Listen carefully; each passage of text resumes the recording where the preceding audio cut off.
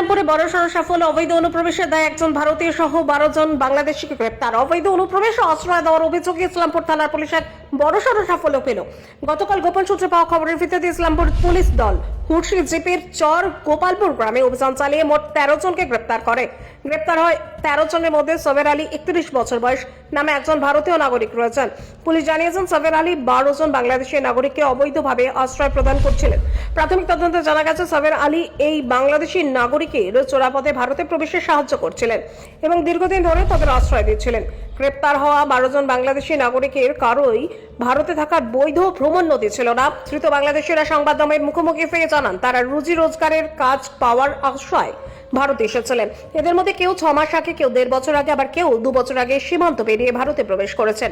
গ্রেপ্তার হওয়া বাংলাদেশি নাগরিকদের নাম মোহাম্মদ আউয়াল 25 বছর বয়স, আব্দুল খালেক 38 বছর বয়স, সুমন আলী 30 বছর, সুকুদ্দিন 26 বছর, খবির 19 বছর, শাহিদুল 35 বছর, মোহাম্মদ সাবির 22 বছর, মোহাম্মদ জিয়ারুল হক 38 বছর, মাজদার আলী 36 বছর, মোহাম্মদ খায়রুল 27 বছর, মোহাম্মদ রনি 23 বছর এবং রুহুল আমিন 34 বছর। এই ঘটনায় ইসলামপুর থানার একটি নির্দিষ্ট মামলায় দায়ের করা হয়েছে। আজ শনিবার লর্ডের সামনে 13 জন অভিযুক্তকে হাজির করানো হয়। পুলিশ সূত্রের খবর, লালবাগের এসিজেএম এর কাছে অভিযুক্তদের আরও জিজ্ঞাসাবাদের জন্য 10 দিনের পুলিশি হেফাজতের আবেদন জানানো হয়েছে।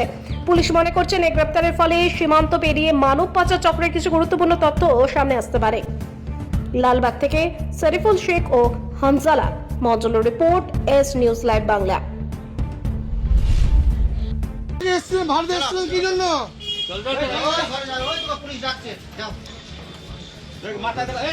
ভারতে কি মধু আছে? ভারতে এসেছিলেন?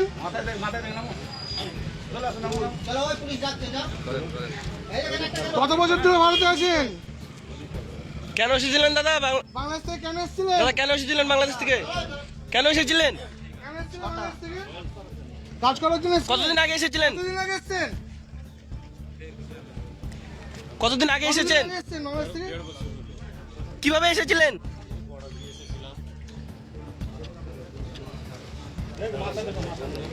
কিভাবে এসেছিলেন? কিভাবে এসেছিলেন? ভারত